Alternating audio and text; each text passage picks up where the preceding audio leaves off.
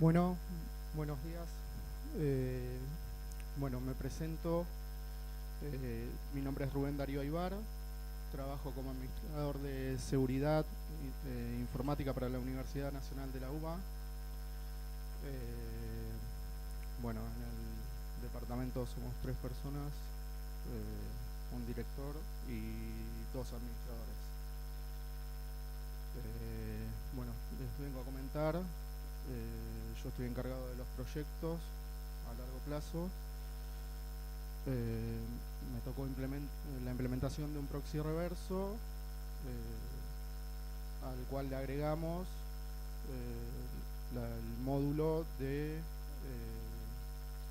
seguridad para las aplicaciones web y en alta disponibilidad. La agenda, voy a dar unas breves explicaciones de qué es un proxy reverso, qué es un WAF, qué es la alta disponibilidad,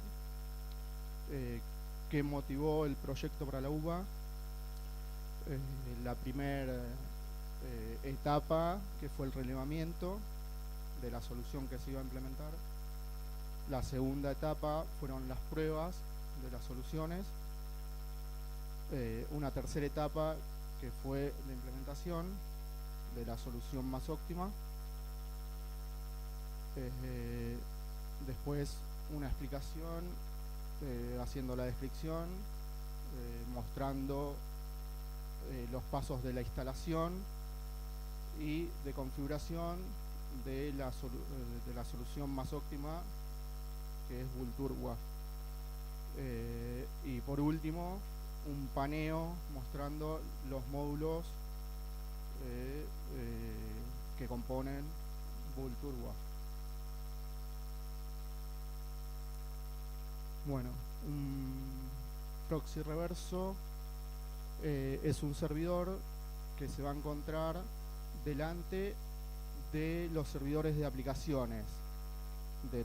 Nosotros lo tenemos detrás de el firewall propiamente dicho, capa de red. El proxy reverso va a ser el encargado de recibir las solicitudes que le van a llegar de los clientes y las va a derivar a los diferentes backends, a los servidores de aplicaciones web. Los servidores de aplicaciones web van a devolver dichas solicitudes nuevamente al proxy reverso, y el proxy reverso será el encargado de contestarle a los clientes.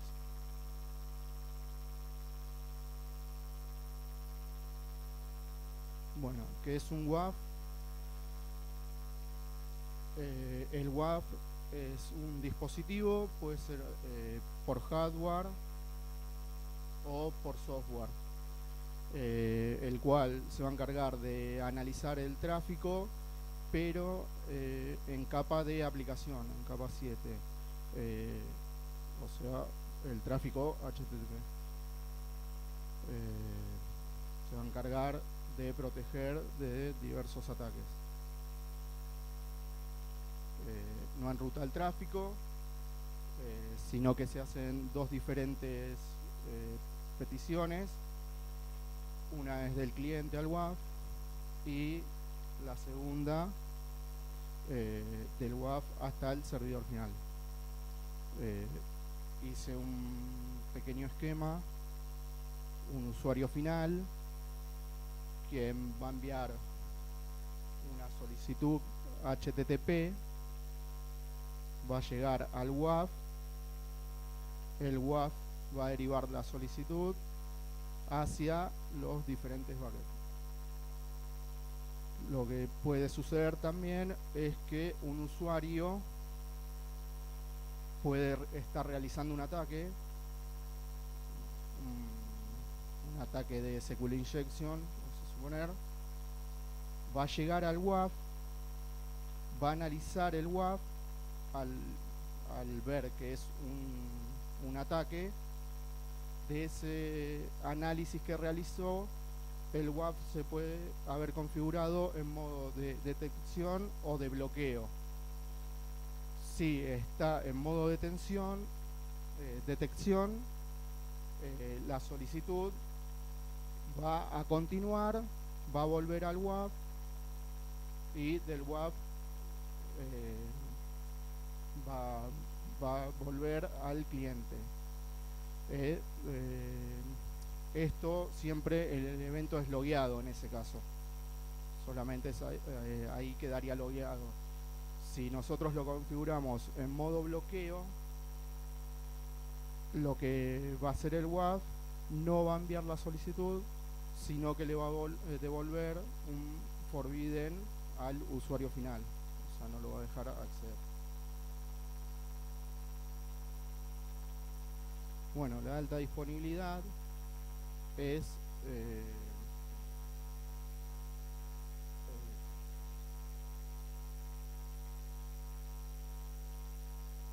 un protocolo de diseño y su implementación asociada para resguardar que el cliente pueda siempre tener disponible los servicios a los que quiera acceder.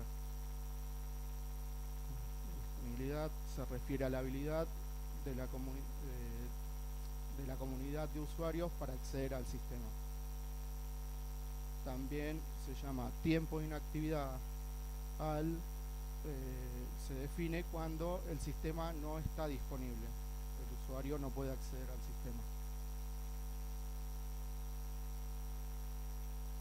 Bueno, la motivación del proyecto para la UBA fue en primera instancia al implementar una solución de proxy reverso nos agrega una capa de seguridad, ya que las solicitudes no le van a llegar al servidor de aplicaciones web, sino que le van a estar llegando las solicitudes al servidor proxy reverso. Bueno, cifrado, aceleración SSL, también era un problema el que en cada backend se tenía que administrar los certificados SSL. Con esto de poner un proxy reverso por delante, los certificados los manejamos directamente desde el proxy reverso. O sea, ya no los contendrían más los backend, sino que los contiene el propio proxy reverso. Entonces los unificamos en un solo lugar. Bueno, también tiene la posibilidad de distribución de carga. Nos pasó con el sitio del censo, no está todo el año online, pero en los momentos que se tienen que censar, los no docentes y los docentes se pone en producción y consume mucha carga. Entonces hay varios backend.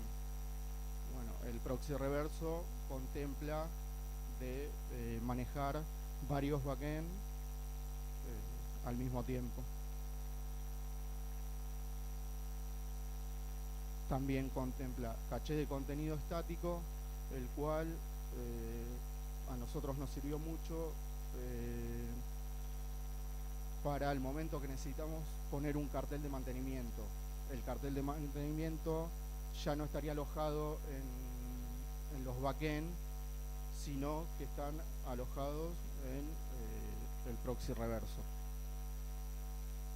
Entonces, si se cae el backend o se está haciendo una actualización,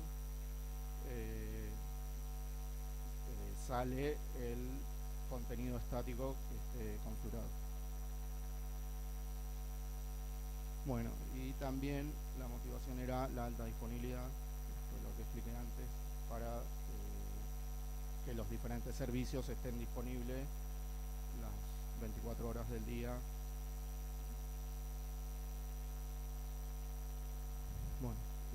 primera etapa de relevamiento que se necesitaba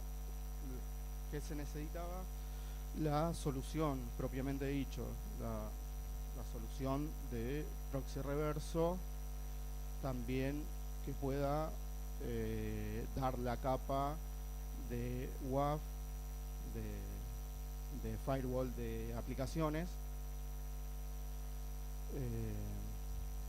bueno, que contemple el balanceo de carga. Esas eran las necesidades que se debía cumplir, y otras necesidades, la de high availability, la de alta disponibilidad.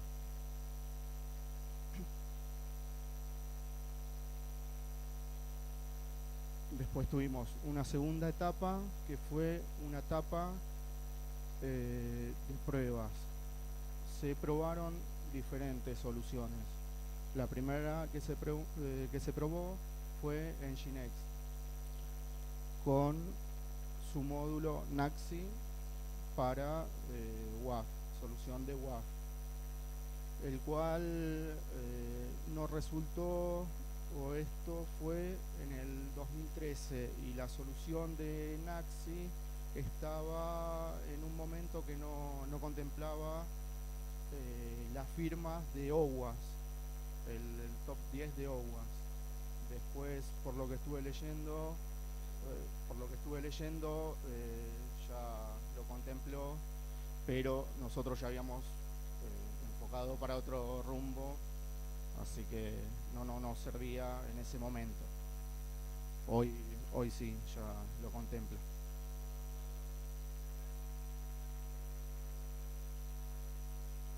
NAXI. Sí.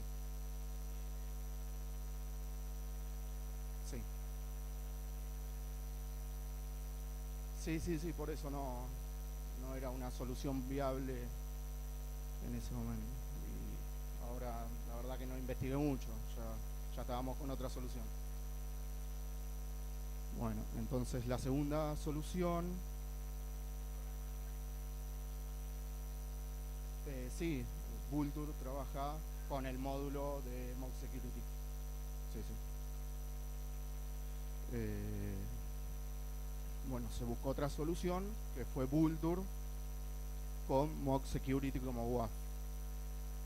Nos faltaba contemplar la solución de alta disponibilidad.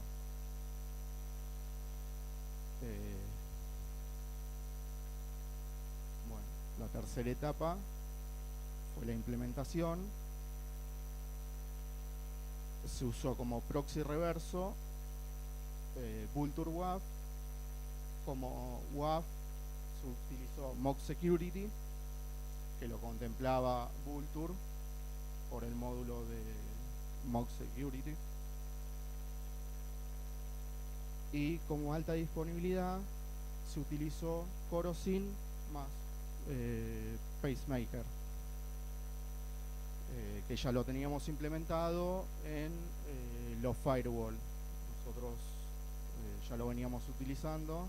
Utilizábamos Herbit con Pacemaker, pero después lo descontinuaron y dijeron que era mucho mejor utilizar Corosyn.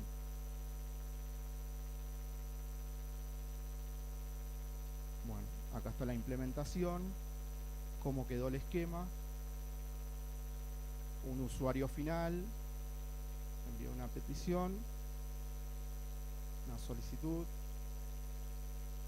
llega al firewall, pusimos en clúster dos proxy reversos totalmente idénticos. Con Herbit, con Corosyn manejamos una IP que va a ser flotante entre los dos miembros del clúster, y por cada backend vamos a tener una interfaz también manejada con Corosyn. O sea que son IPs virtuales manejadas con Corosyn, y ahí nos quedó la alta disponibilidad.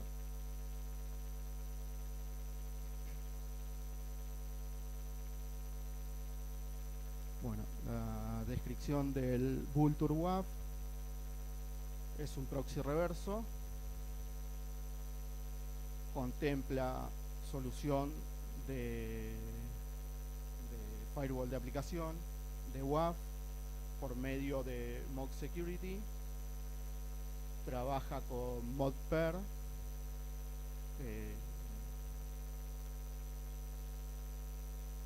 y también contempla, pero nosotros no lo tenemos implementado todavía, el Web SSO, que se estuvo hablando mucho en el otro auditorio. Esta solución lo contempla, pero todavía nosotros no lo tenemos implementado.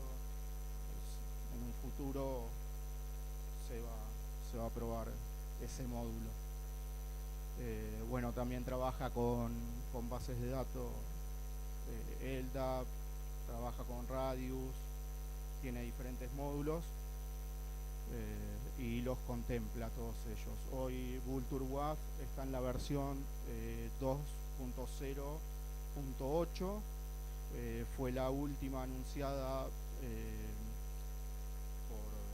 por los desarrolladores, y ya están a punto de sacar la versión 3.0 que según anuncian en su página va a cambiar.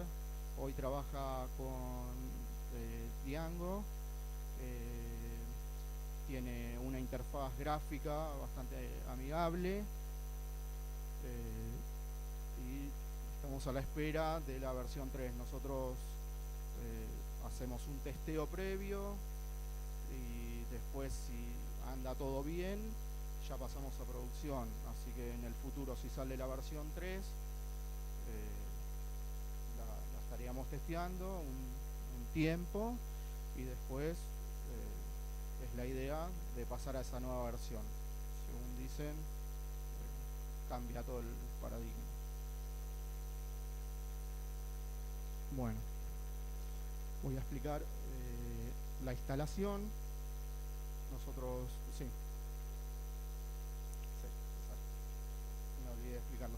El cacheo al trabajar en cluster está contemplado en Vultr. Trabaja con Memcache, le transmite los datos de un nodo al otro. Eso también tiene un modulito, es muy fácil, se configura en los dos servidores que son parte del nodo. Eso me olvidé de explicarlo. Se unen los dos, se configura Memcache con las IP de cada uno, y después es hacer un push. Simplemente es muy fácil, se hace un push y nosotros trabajamos con SVN, o sea, en el propio servidor trabajamos con Subversion y copiamos la configuración de uno al otro con un push y lo versionamos. Es muy fácil, o sea, es muy amigable. Bueno, la instalación, por ahora yo le puse posteriores, hablé de que es la versión 2.08, en un principio era para posteriores la instalación, no sé qué vendrá con la 3, ahora ya dijeron que lo van a descontinuar. Esta rama, la 2, ya van a pasar a la 3. Bueno, era descargar, es hoy en día todavía, descargar 3 paquetes.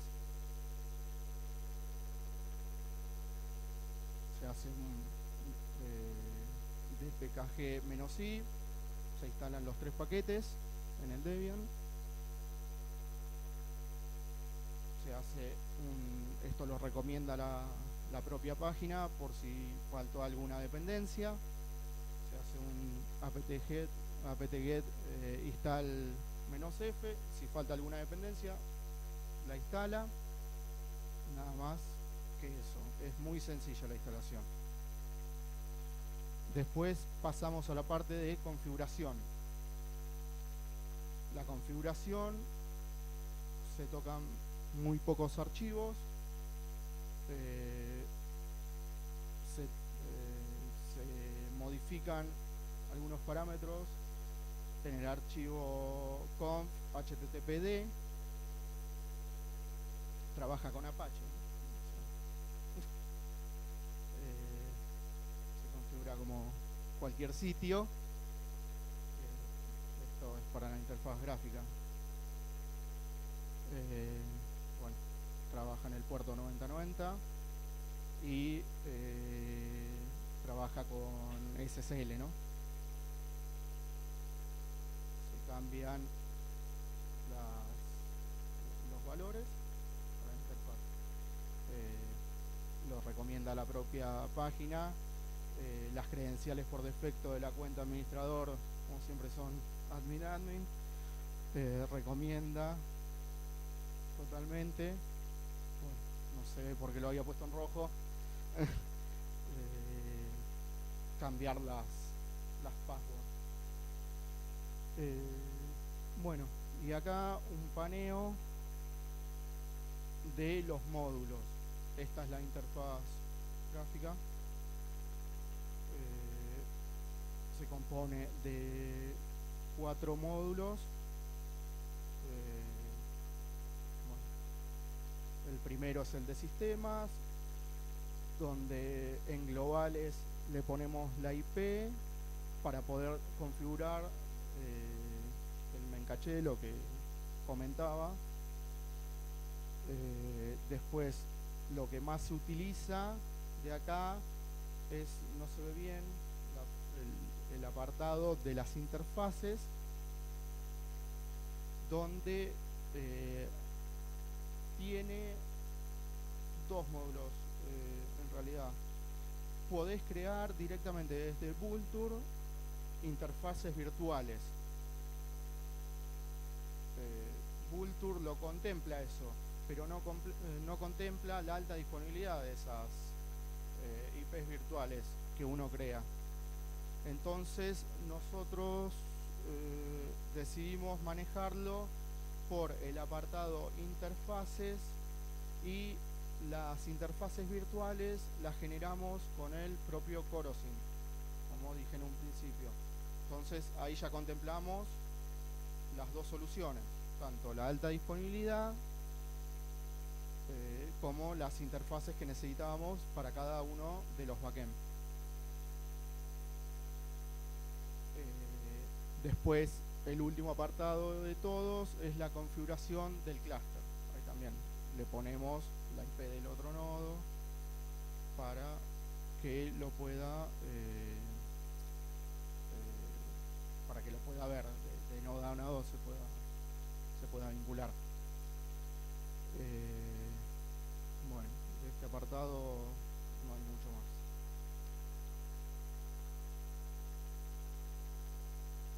Después del segundo apartado es lo que comentaba. Trabaja con LDAP, con Radius, con CAS. Nosotros no utilizamos ninguno de estos módulos porque todavía no tenemos implementación. En un futuro, lo que comenté en un principio, se estaría trabajando en la implementación para agregar la parte de CAS y que pase por el proxy reverso.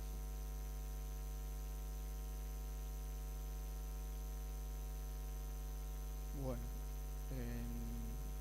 en el tercer apartado tenemos la parte de WAF. Como dije, trabajamos con Mock Security. Tenemos el primer módulo, es la configuración de la política del WAF. Ahí vamos a configurar si va a estar en modo bloqueo o en modo logueo solamente. En el segundo apartado vamos a subir el core rule set que trabaja, sería las reglas con las que trabaja Mock Security. Se cargan en el segundo apartado. nosotros estamos trabajando con la versión que recomienda la página, es la 2.2.5, hoy va por la 2.2.9. Eso también se puede actualizar. ¿Cómo? No, los dos, siempre va a pasar. Si vos lo tenés activado, va a analizar, pero uno lo que va a hacer, va a bloquear y te va a devolver un forbidden. Al usuario va a ver la pantallita de forbidden y va a quedar el logueo en el servidor, en el proxy. Ahora, si lo tenemos en modo de detención, va a loguear en el proxy reverso, pero va a ir al backend, va a buscar la solicitud, va a seguir su curso y la va a devolver, y el usuario va a ser transparente para el usuario, pero para el proxy reverso no es transparente porque dejó la firma en el log, ¿no? Bueno, y después el tercer apartado, se crea una policy. Eso también no lo teníamos en un principio, yo lo contemplé como una sola política de WAF. Era común para todos los sitios. En estos momentos ya tenemos 13 sitios, 13, 14 sitios atrás del proxy reverso. Lo que llevó a ser de que una política, si yo tenía, nos pasó con el sitio institucional de la UBA, si yo tenía un bloqueo, le podía crear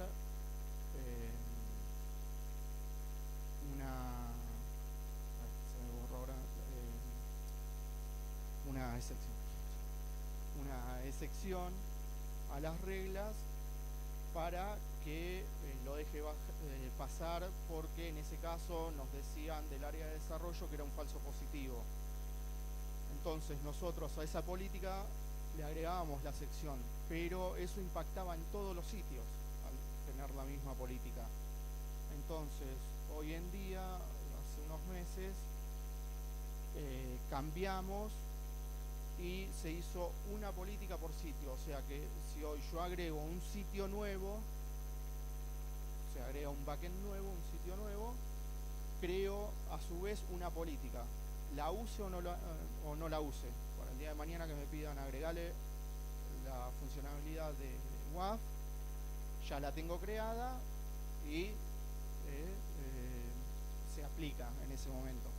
Siempre no es que yo creo la application y le pongo el módulo de WAF. No trabajamos de esa manera, sino que lo solicitan después. Se testea.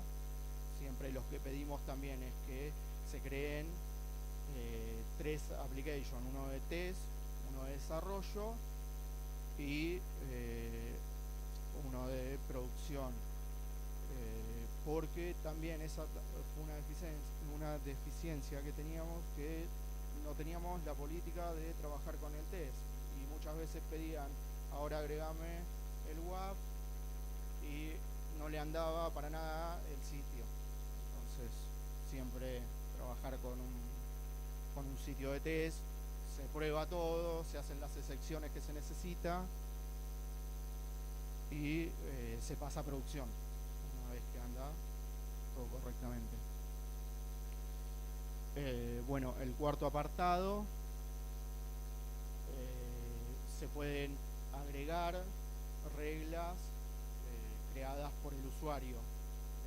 Eso lo permite el for rule cell de Smoke Security. Si uno crea las reglas, te permite el Vultr WAF agregar tu regla. Bueno, y el módulo de ACLs no lo trabajamos, no trabajamos con ACLs.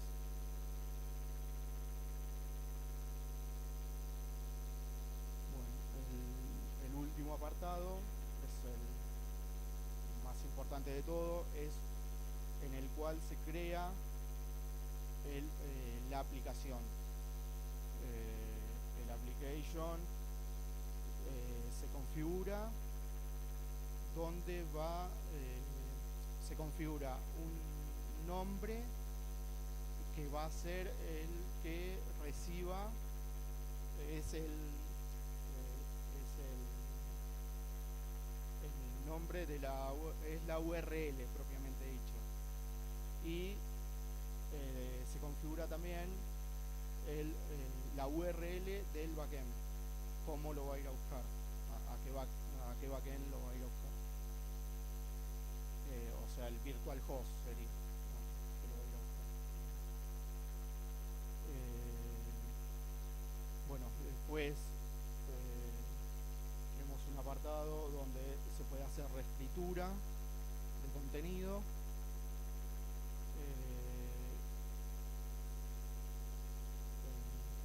Bueno, trabajamos esos módulos por ahora.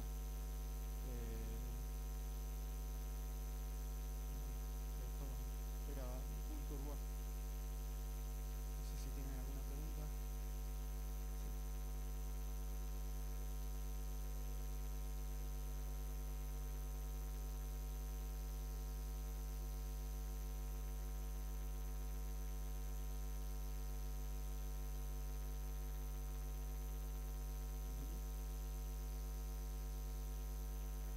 Sí. Sí.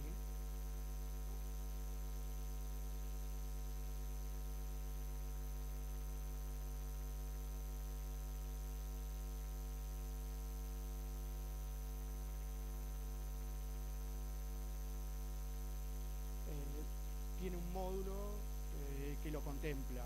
Se configura en la parte del application. Uno le dice que atrás no voy a ir a un solo backend, sino que yo tengo un nodo de backends. Espérala. ¿Cómo? No, Vultr WAF es el que en vez de yo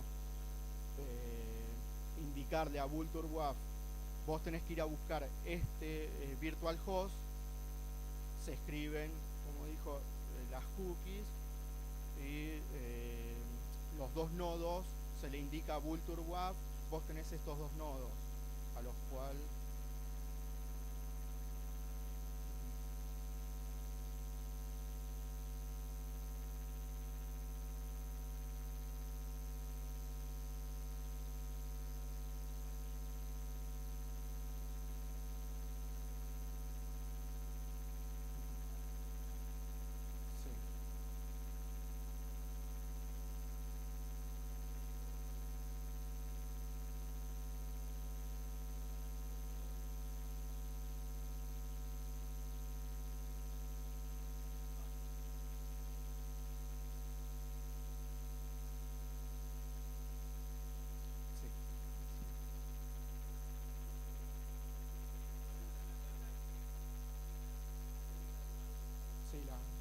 sí, eso lo contempla, las mantienes. Y es más, el sitio que indicaba el hoy, nosotros tenemos contemplados 3 backends, y los contempla los 3, está funcionando. Cuando el sitio, ahora creo que es en julio, se pone de nuevo online, está contemplado, y recibe mucha carga, está contemplado, y son 3 los backends.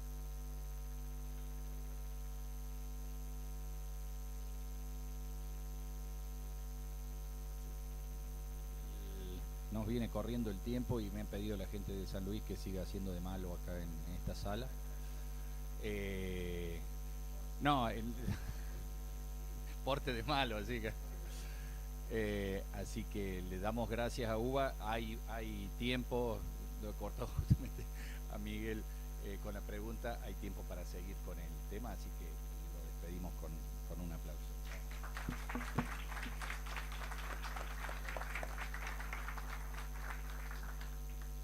Continuamos con la gente de Córdoba. Alguien va a decir que claro, que por eso los cortes con servicios en la nube con autenticación y Google Apps.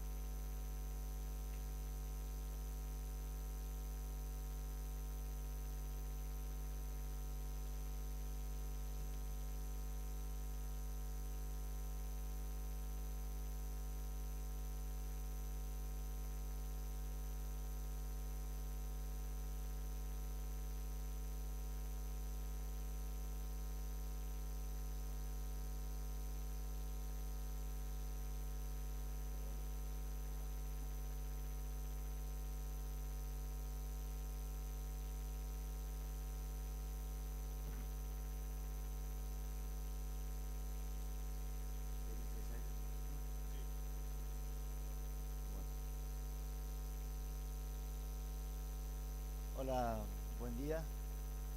Mi nombre es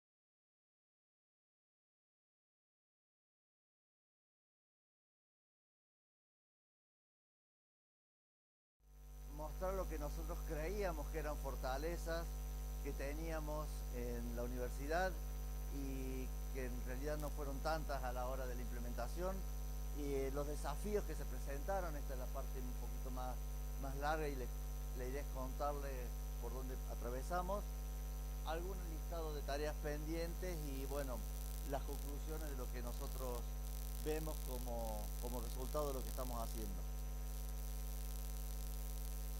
El objetivo del proyecto era tener un correo electrónico de calidad, de gran capacidad, que pudiera servir a toda la comunidad docente, no docente, alumnos y posiblemente también a los egresados de la UNC. Números. Tenemos del orden de 12.000 docentes y no docentes, tenemos del orden de 120.000 alumnos y un número indeterminado de egresados. Con lo cual, nuestro problema es de escala. ¿Está bien? Esto fue un trabajo es un trabajo colaborativo. Yo lo estoy presentando acá porque me tocó, pero hay mucha gente que colaboró y que está colaborando en este proyecto. La columna de la izquierda son miembros de la Secretaría de Informática del área central. De la derecha tenemos personal de otras dependencias, de otras facultades que estuvieron colaborando, y seguramente me debo haber olvidado de muchos, pero la idea es mostrarles que no es que estuviéramos abocados 100% al proyecto, pero cada uno en su medida, algunos desde desarrollo, otros desde producción, desde pensar cuáles son las políticas, cuáles son las actividades a realizar. Hubo mucha gente colaborando. El estado del arte.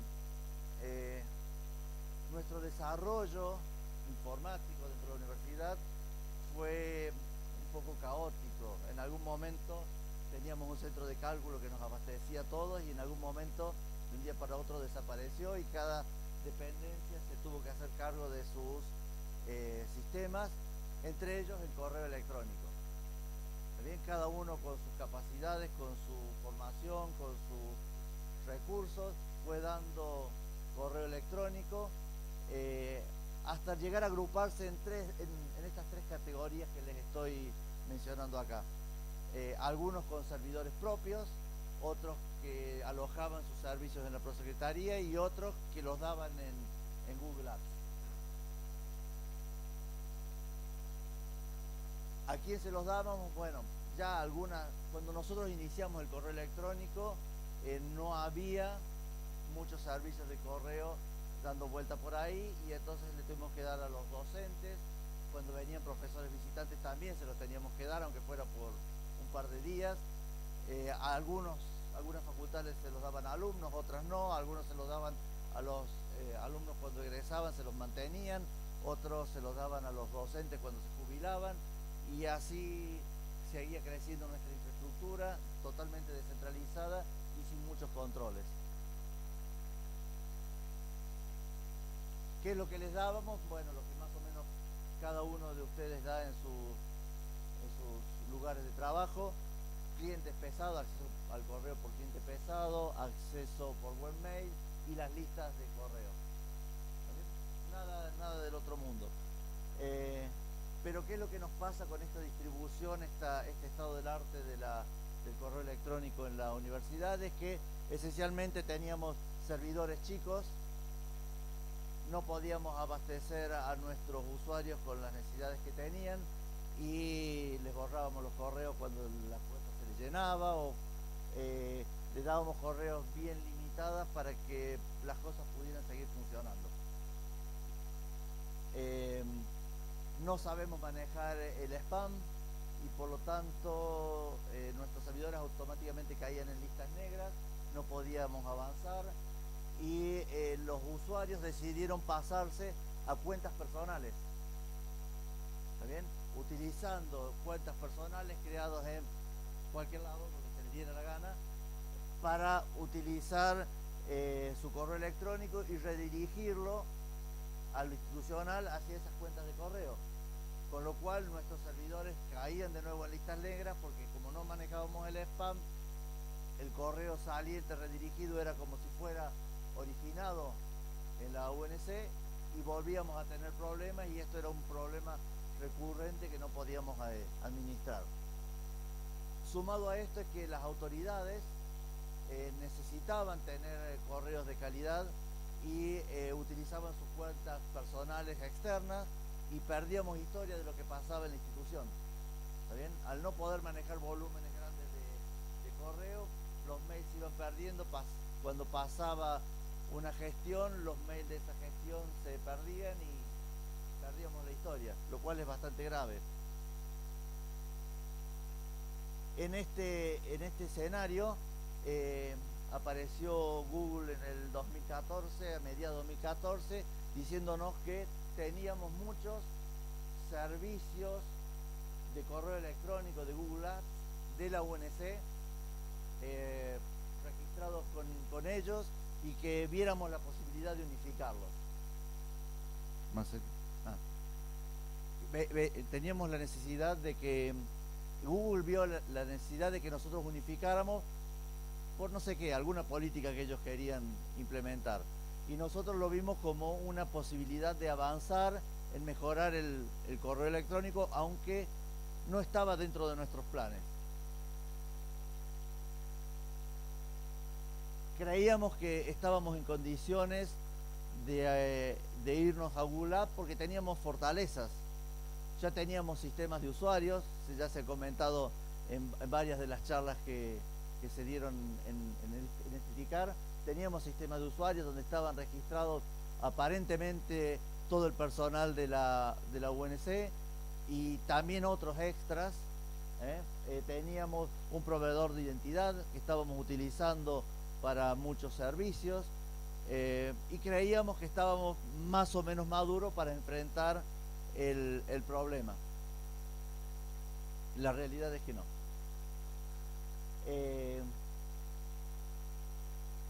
Para poder hacer el trabajo empezamos a hacer algunas pequeñas definiciones.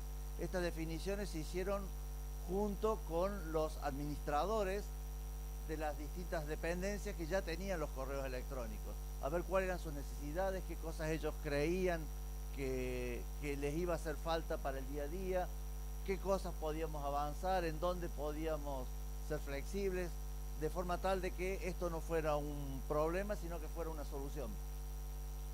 Y decidimos que era muy atractivo para el personal de la UNC tener un correo más abreviado, un correo UNC Duar, en vez de tener múltiples direcciones de correo, FAMAF, arquitectura o .UNC Duar, tener uno solo. Pero decidimos que para no casarnos con Google, para tener alternativas de salir en el futuro, las claves de los correos debían estar en poder de la universidad. Es más, no solo las claves, sino toda la definición de los datos personales debían estar en nuestro poder, de forma tal de que si en algún momento Google decidía que nos cobraba el servicio, entonces nosotros poder salir de alguna forma razonable, aunque perdiéramos los beneficios que Google Apps nos estaba dando. Correo ilimitado, almacenamiento ilimitado, cuentas ilimitadas, todas esas cosas podíamos perderlas, pero lo que no podíamos perder era las definiciones asociadas con el dominio.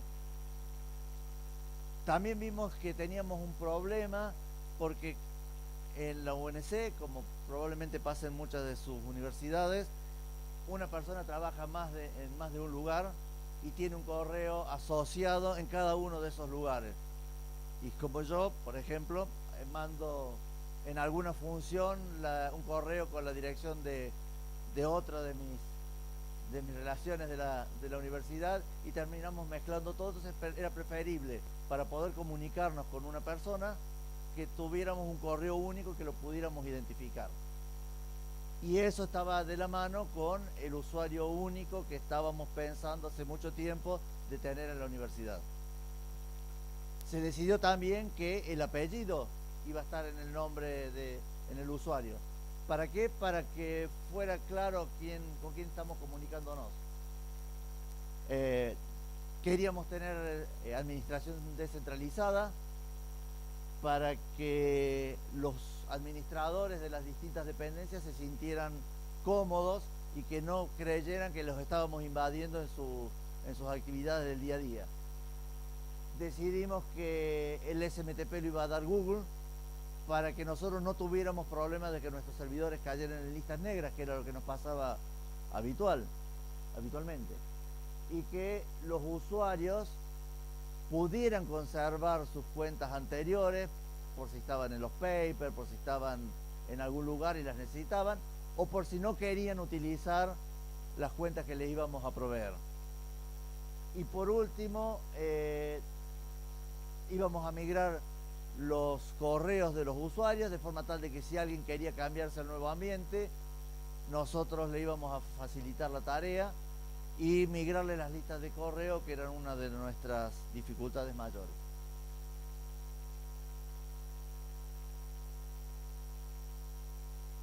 Cuando empezamos a analizar cada una de estas definiciones que nosotros hicimos, nos dimos cuenta que ya teníamos el primer problema a la vista. El dominio UNC ya estaba en uso. Había algunas cuantas listas de correo, pero sobre todo había cuentas institucionales, la del rector. Con lo cual, el problema de que las cosas cambiaran no debía impactar al rector. ¿Está bien? Porque si no se nos caía cualquier proyecto que hiciéramos. Y ese fue realmente un desafío. ¿Está bien? Tratar de que las cosas nuevas que estuviéramos haciendo no impactara en lo que ya estaba funcionando. Migrar las listas de correo no fue un problema demasiado grave. Una redirección, algunos cambios en los sistemas de listas de correos que teníamos y las cosas salieron funcionando. Pero que el correo del rector estuviera en ese dominio fue una restricción muy, muy importante. Claro, como todo proyecto decimos vamos a utilizar un caso testigo para ver cómo las cosas funcionan y decidimos utilizar el dominio de la Prosecretaría Informática para migrarlo primero a esta estructura. El dominio de la Prosecretaría está en Google. Google no tiene herramientas para migrar dominios de Google a Google. Y ahí empezaron otros de nuestros problemas. Todo lo que teníamos que hacer era manual. Google piensa en robarle los clientes a otros, no piensa en facilitarnos la vida a nosotros. Entonces tuvimos que trabajar con este dominio, tuvimos que empezar a entender qué es lo que Google Apps nos quiere dar y qué cosas de Google Apps nosotros necesitábamos. Y realmente no eran las mismas cosas. Y tuvimos que hacer concesiones y hacer adaptaciones a nuestro proyecto para tratar de resolver el problema original, que era darle correo de calidad a toda la comunidad universitaria. Para que la prueba fuera realista, decidimos que la autenticación la teníamos que hacer nosotros en este caso particular, y ahí encontramos nuestro segundo problema. Si bien nosotros teníamos un proveedor de identidad, nuestro proveedor de identidad era OAuth y Google maneja SAML. Teníamos algunos conocimientos, no demasiado, corríjanme si me equivoco, y tuvimos que aprender sobre la marcha a hablar SAML. ¿Está bien? Pero bueno, me parece que esta es una de las cosas que vale la pena entender, porque nosotros aprovechamos este proyecto para desarrollar capacidades. Una cosa que quedó clara desde entrada es que nosotros teníamos que dar alta disponibilidad para la autenticación. Y aprovechamos para eso la infraestructura que teníamos. En algún momento decidimos que nuestros datos iban a estar en una base de datos, en Postgres, y que arriba para la gestión de los datos íbamos a tener Node.js, Node.js, con Apache, con aplicaciones que ya conocíamos, pero que nos servían para resolver el problema. Pero queríamos que esto fuera alta disponibilidad. Entonces le pusimos lo que nosotros llamamos un clúster de balanceador, que es proxy reverso, no sé, lo que ustedes imaginan, que estaba formado esencialmente por 3 servidores con PaceMaker, Engine, algo que ya estábamos utilizando para, por ejemplo, los certificados.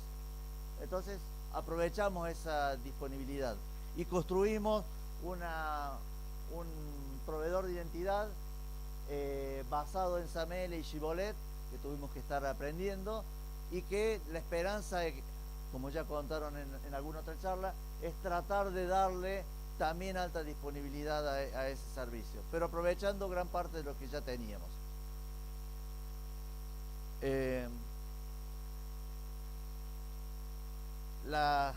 Bueno, ya no sé, creo que la tercera definición que hicimos, tener una única cuenta de persona, nos llevó a preguntarnos cómo elegíamos esa persona, dónde registrábamos los datos, cómo íbamos a manejar el hecho de que el apellido tenía que estar, qué calidad teníamos en los datos de los usuarios que teníamos que proveerle correo electrónico, y ahí decidimos que nuestro viejo sistema de usuarios no valía la pena retocarlo para poder dar el nuevo servicio, sino que teníamos que adelantar un proyecto que estaba pensado para fines de 2015, lo tuvimos que adelantar como se pudo, para empezar a dar servicio a este problema que estábamos tratando de enfrentar. Y así salió a la luz Juli, a los ponchazos, tratando de representar una idea y con los chicos de desarrollo haciendo magia para responder a nuestras necesidades de servicio, de autenticación, de lo que nos hiciera falta, resolviendo cada uno de los agujeros que se presentaban de alguna forma eficiente. No lo quiero simplificar demasiado, pero ya Diego habló un poco de nuestro proyecto. Si alguien tiene intención de saber cómo era Julio, qué hacía o qué es lo que no hacía, bueno, puede comunicarse con Diego y él les va a contar más. Pero esencialmente es la gestión de nuestros usuarios con un montón de módulos asociados que permiten autenticaciones y otros servicios sobre los datos que nosotros vamos a ir recolectando, almacenando en esa aplicación.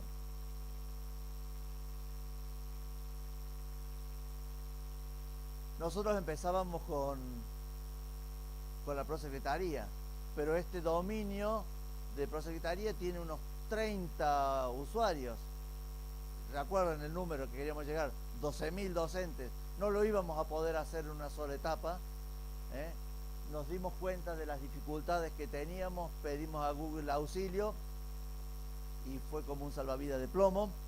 Ellos estaban preocupados en que todo saliera muy rápido y nosotros estábamos preocupados en aprender y salir del paso, y no funcionó muy bien el acompañamiento, pero bueno, partía del hecho de que Google no nos entendía a nosotros y nosotros no lo entendíamos a Google. Entonces, teníamos que aprender cuáles eran nuestras diferencias, qué es lo que podíamos aprovechar de ellos y qué ellos nos podían ayudar. Una de las cosas que nos enseñaron es que existía un programita GATS, Google Apps Directory Sync, eso, sincronización de directorios, que no estaba pensado para nuestra estructura, que estaba pensado para Exchange, no, para el Active Directory, perdón. Estaba pensado para reflejar la migración de alguien que ya tiene una estructura muy formal en Active Directory, que no era nuestro caso. Sí, claro, o sea, Google tiene pensado todos sus servicios para quitarle los clientes a la competencia, y ese es su objetivo. Nosotros no estábamos en ninguna competencia, éramos un caso muy ad hoc y bueno, tuvimos que tratar de arreglar ese problema. Este GATS es una aplicación en Java que para nosotros era una caja negra, sigue siendo una caja negra, que lo que necesitaba era que se alimentara con un directorio que nosotros se lo proveímos, bueno, eso, se lo dimos a partir del LDAP, pero con esta estructura. Nuestros datos estaban en la base de datos, Postgres. Tuvimos que crear un LDAP que tuviera como backend el Postgres que estaba ahí arriba para pasarle los datos a GATS y poder hacer las sincronizaciones. ¿Qué eran las sincronizaciones? Google se fijaba, o GATS se fija qué es lo que está en el directorio, qué es lo que está en la nube, compara, hace magia, borra y según dicen ellos deja todo sincronizadito y bonito. Pero bueno, aprendimos a usar este GATS y empezamos a hacer sincronizaciones, 30, 50 usuarios, 100, 200.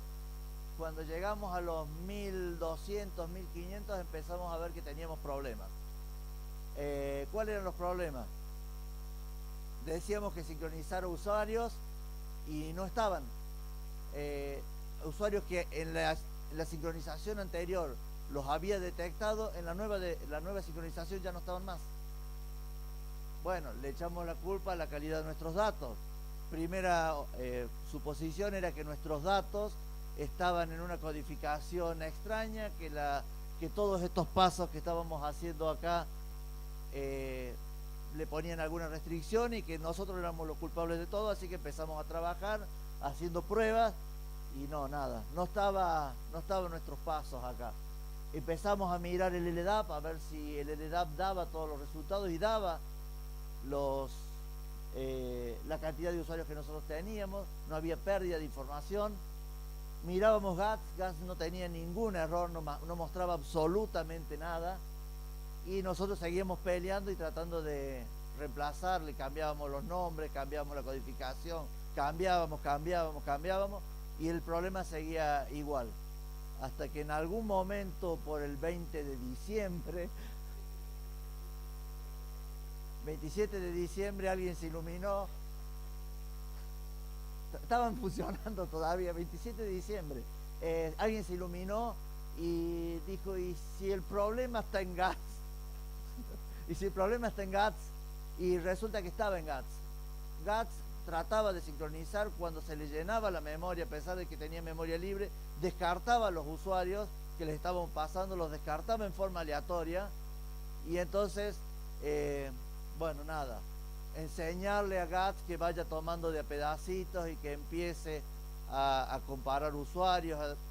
Esto daba problemas de tiempo, de mucha demora para poder hacer la sincronización y la sigue dando actualmente. Ups. Esa es mi máquina. ¿Se acabó? ¿Ya está? Ups. Estoy en el horno.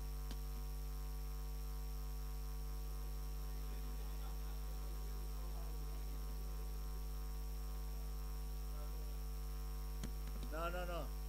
Si se fijaron, yo tengo dirección UNC. ¿Está bien? Está funcionando. Esta mañana no está funcionando. Los problemas de escala, los problemas de balanceo hicieron que esta mañana este señor se cayó y no teníamos autenticación. Pero no importa. Son los problemas que estamos tratando de resolver todavía. El futuro no es continuar con GATS, es pasar a utilizar las API de Google para hacer esta magia de sincronización, pero eso lleva mucho desarrollo. Necesitamos que la gente de desarrollo que no tiene nada que hacer haga la sincronización y bueno, quedar para el futuro. Mientras tanto seguimos administrando el dominio. No es que tengamos 100.000 usuarios todavía, tenemos unos 2.500 usuarios cargados en Google, pero seguimos trabajando. ¿Está bien?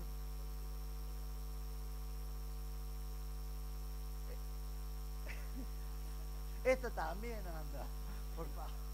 Esto también anda. Es de la UNC, ¿eh?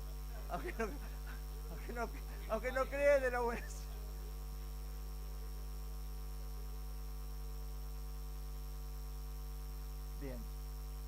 ustedes tienen cuentas en Google también,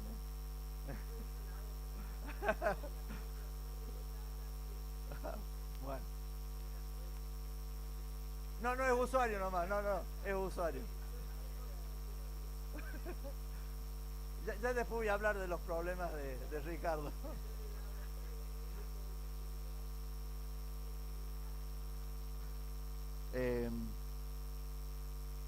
Entonces, pasamos, una vez que sabemos que vamos a tener problemas, necesitamos administrar nuestros usuarios para que conserváramos a los administradores de las dependencias como aliados del proyecto.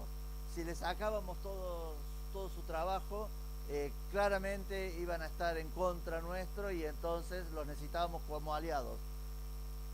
Google Apps tiene mucha flexibilidad.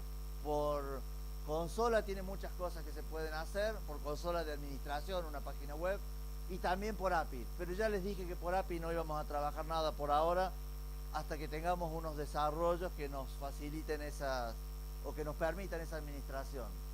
Pero Google da administraciones por servicio o por unidad organizativa. Unidad organizativa es un conjunto de personas para la universidad. Una unidad organizativa es una facultad, una secretaría, una subsecretaría. Para Google es un conjunto de personas y entre esos conjuntos no puede haber intersección. Cosa que nosotros sí teníamos. Entonces ahí teníamos un nuevo problema de tratar de representar nuestra realidad en Google y decidimos que Google no va a cambiar para nosotros. ¿Está bien? Entonces que tenemos que hacer algo.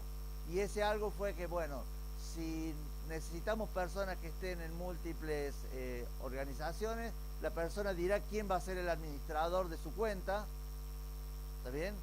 Pero eso depende de que hagamos desarrollos posteriores sobre nuestro sistema de usuarios, para que ellos puedan identificar y decidir quién nos va a administrar. Entonces es una flexibilidad que le avisamos a los administradores que por el momento no vamos a tener. Tenemos un conjunto único, una organización única, y que todos podemos más o menos administrarlos, teniendo compromisos de que no vamos a hacer ninguna macana.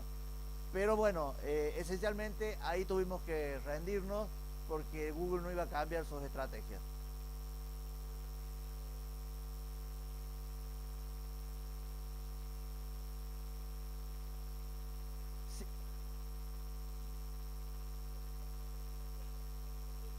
Sí, pero esta organización tiene que ser de forma tal de mantener que cada persona está en una sola organización, ya sea un proyecto, puede estar en una sola unidad organizativa.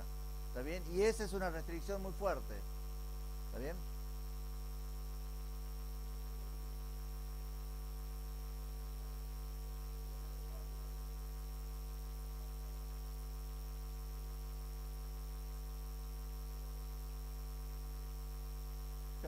Es como filosófico de Google. ¿Está bien? Cada persona está cumpliendo un rol y un único rol.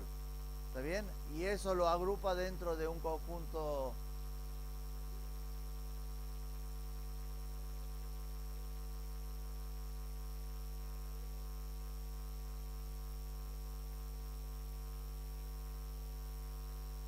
Pero que la organización de las universidades en general debe ser un caso bastante patológico de las universidades argentinas, donde nosotros por problemas de diferente índole, económicos, lo que sea, estamos parados en muchos lugares. ¿Está bien?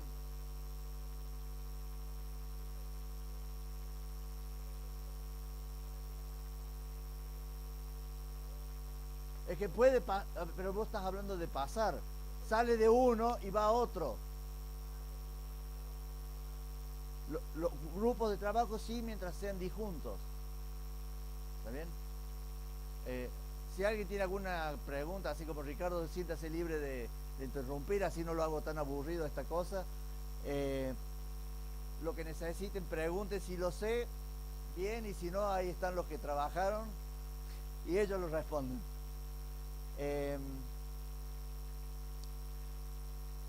Algo de lo que teníamos que hacer era la migración. Teníamos que migrar desde nuestra estructura actual a nuestra estructura nueva. Y estamos pensando simplemente en correos y listas de correos, ¿está bien? No estamos pensando en muchas cosas más, pero la migración global era casi imposible. Google tiene una herramienta para migración desde Exchange, ahora sí es Exchange, hacia Google, que permite migrar los correos de todos los usuarios que están en el servidor. Pero porque Exchange tiene la capacidad de que el administrador puede entrar en las cuentas de todos los usuarios. A nosotros nos pedía que supiéramos las contraseñas de cada uno de los usuarios para hacer la migración. Con lo cual íbamos a tener un problema con nuestros usuarios, o no sé, algunos nos darían sus claves, pero otros pondrían el grito en el cielo, y entonces decidimos que la migración la iba a hacer cada uno por su cuenta.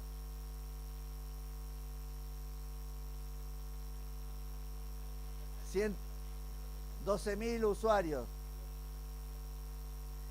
Bueno, tenemos instructivos, hay que hacer documentación, vamos probando, se puede migrar, pero es usuario por usuario, cada usuario tiene que migrar.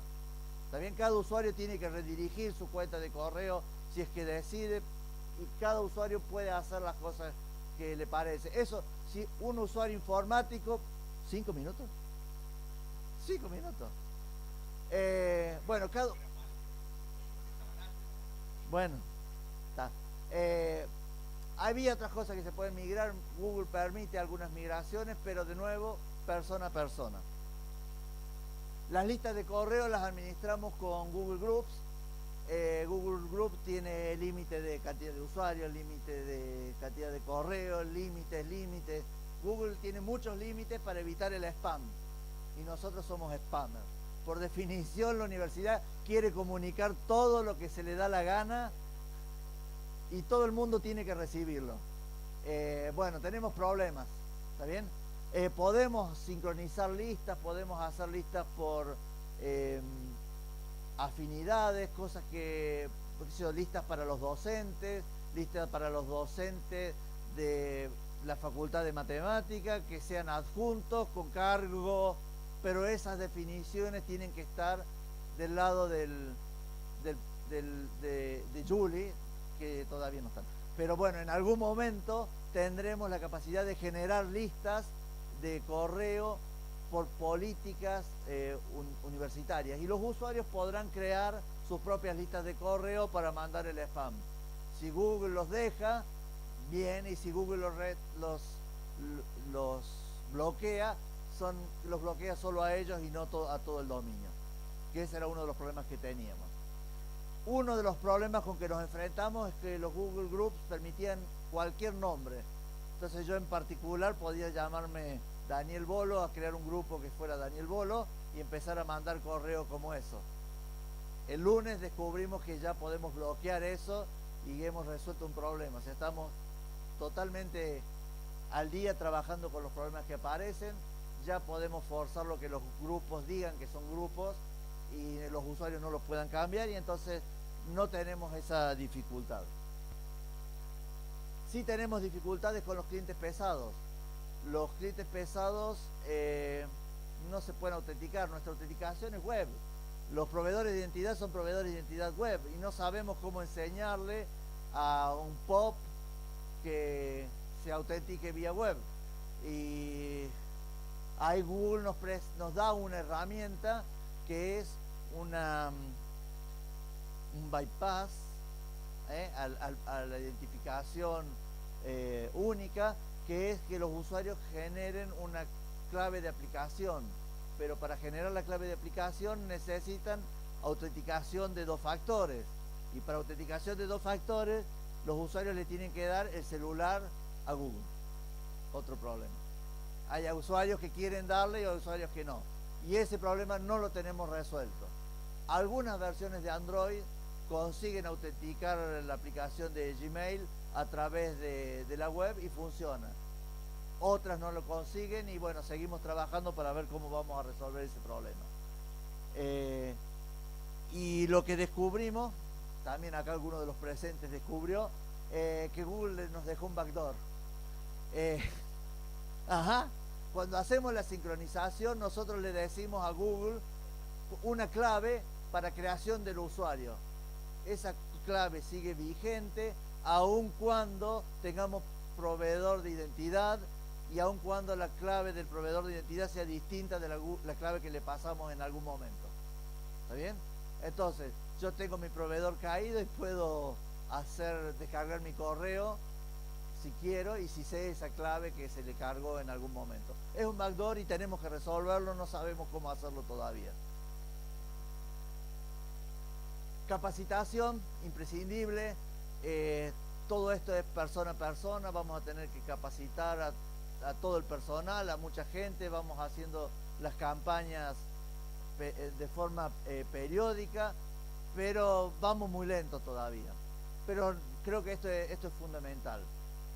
Las dificultades encontradas, allá Ricardo, resistencia al cambio, ese es el mayor problema que hemos tenido para que se adopte si yo ya estoy cómodo acá, ¿para qué cambiarme? No veo, entonces tenemos que inventar estrategias para convencerlos, por ejemplo, para EduROM van a tener que utilizar esta clave, esta contraseña. EduROM es un access point que está dando acá con autenticación, eso se puede utilizar en varios lugares del mundo y los profesores lo necesitan, entonces por ahí los podemos convencer, o que nuestro proxy los autentique con esta clave también para acceder a la revista electrónica desde la casa. Digo, algunos proyectos tendremos que basar en la autenticación de usuario único para atraer a la gente a que use el usuario único. Y después vemos si utiliza este sistema o no lo utiliza. Por último, también tenemos cuestiones ideológicas. Hay mucha gente que no confía en dejarle los datos a Google. Yo no comparto esa objeción, pero bueno, es ideológico. O sea, ¿cómo? ¿Por qué no la comparto? Porque en realidad yo tengo Gmail. Mi cuenta de la UNC la redirigí a Gmail. El correo va en texto claro, ¿está bien? Con lo cual, por cualquiera de los switches que pasó, mi correo electrónico fue visible por quien quisiera. Si yo quisiera tener algo privado, no tendría que ponerlo en el correo electrónico, y si quiero mandarlo por correo electrónico, lo tendré que cifrar para que solo lo pueda leer alguien de otro lado. Digo, el correo electrónico es las viejas postales que manda, bueno, algunos, como yo, que en algún momento mandó postales y que iban con el texto, hola querida, ¿cómo andás? Y iba por correo con la estampilla y el texto todo puesto ahí arriba. Digo, no es que no entienda cuáles son las objeciones que los usuarios tienen a entregarle los datos. Lo que yo estoy diciendo es que ya se lo estamos entregando. Mis problemas con Google no pasan por eso, sino qué pasa si Google decide dejar de darnos este servicio gratis. Esa siempre fue mi objeción.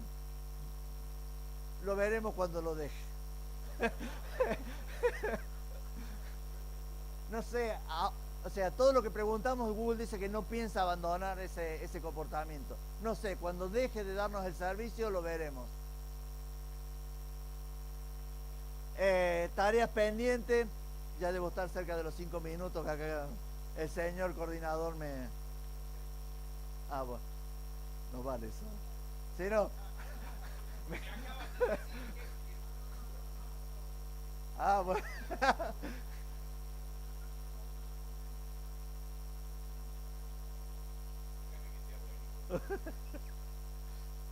Bueno, entonces estas son las tareas pendientes, entre las cuales tenemos las que ya mencioné antes, en particular esto de extender el uso, ver estrategias para extender el uso y ver si los usuarios realmente están sintonizados con usar este sistema o no. De cualquier manera lo hemos dejado voluntario. El que quiera lo hace, el que no quiera no lo hace. Autenticar Google a través de Juli es uno de los servicios que Juli va a dar y no es el único, y podrán tener su cuenta universitaria independientemente de que tengan correo en Google o no. Esa va a ser una decisión personal. Las autoridades están todas alineadas, todas quieren tenerlo, los usuarios no, algunos administradores sí, otros no, pero bueno, es una discusión que vamos a dar adentro de la universidad y en el momento que vaya surgiendo. Conclusiones: se puede pensar en tener un servicio en la nube. autenticar contra otros servicios con los proveedores de identidad que nosotros damos, pero no es una tarea sencilla, ¿está bien? Cada caso es un caso y tenemos que analizarlo detenidamente, no a los apurones como nos salió el proyecto este a nosotros, pero bueno, se puede, y la ventaja que tiene este tipo de acciones es que nos permite desarrollar muchas habilidades que son muy interesantes para otros proyectos. Y bueno, hacer las tareas pendientes, qué sé yo. En algún momento avanzaremos. ¿Preguntas? Sí.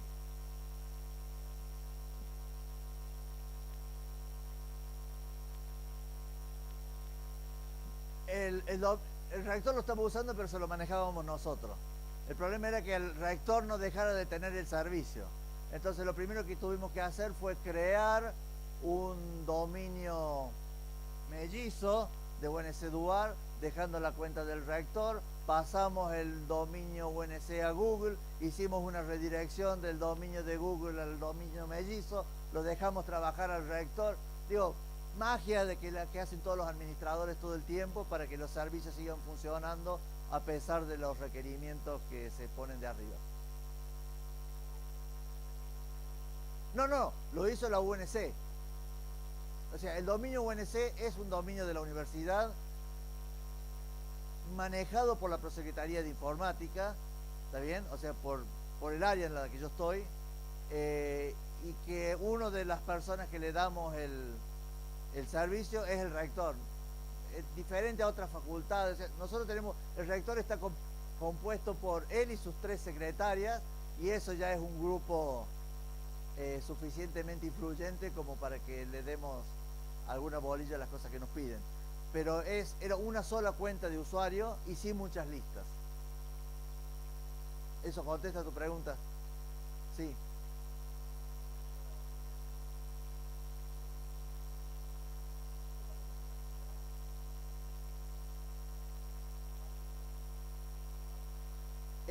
Vamos a permitirle a todo el mundo, a toda la comunidad universitaria, que tenga el dominio UNC Duar.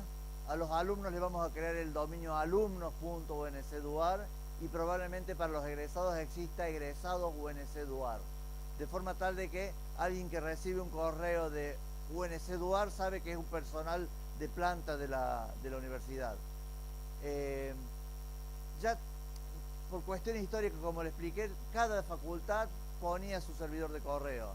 Ya tenía registrado el dominio FAMAF, mi facultad, o antes de eso una sección, un grupo de trabajo tenía su propio servidor, o un subgrupo tenía su servidor, y cada uno lo administraba como quería. Si alguien quiere utilizar el dominio UNC Duar para tener su cuenta de correo, lo tendrá que tener en Google. Si no, seguirá con lo que tiene. Sí.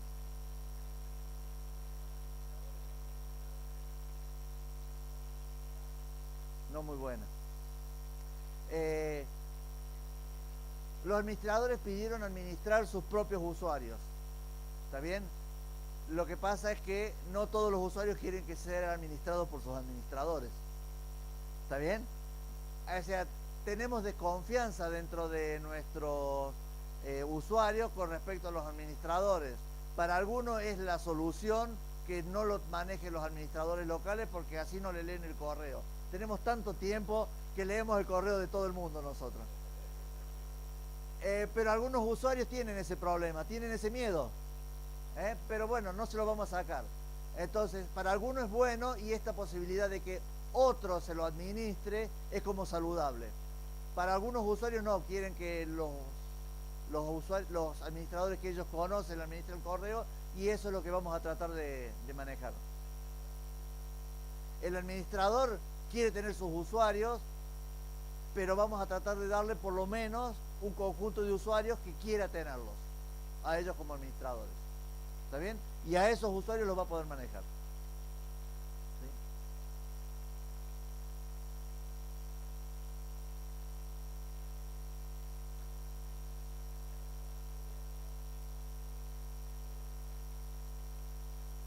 ¿Sí? Sí.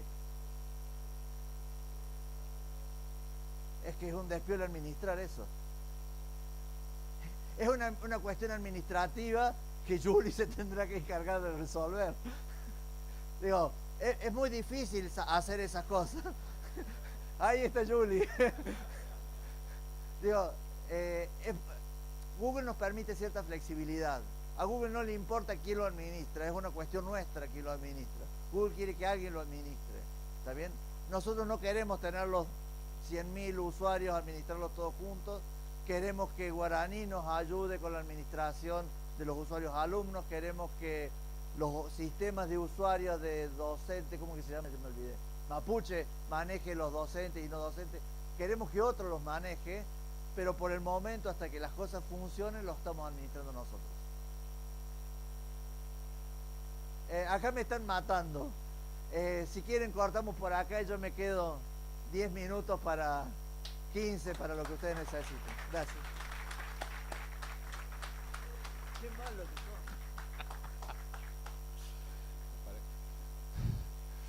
son. No, pero el malo cuando dice adiós, todos aplauden y todo, porque justamente ya no hay más maldad. Bueno, realmente creo que estamos todos muy conformes con lo que ha sido hasta ahora TICAR. Termina la etapa justamente de las charlas. Vamos a almorzar ahora al mismo lugar que fuimos ayer y nos juntamos a las 2 de la tarde para las conclusiones y la reunión final.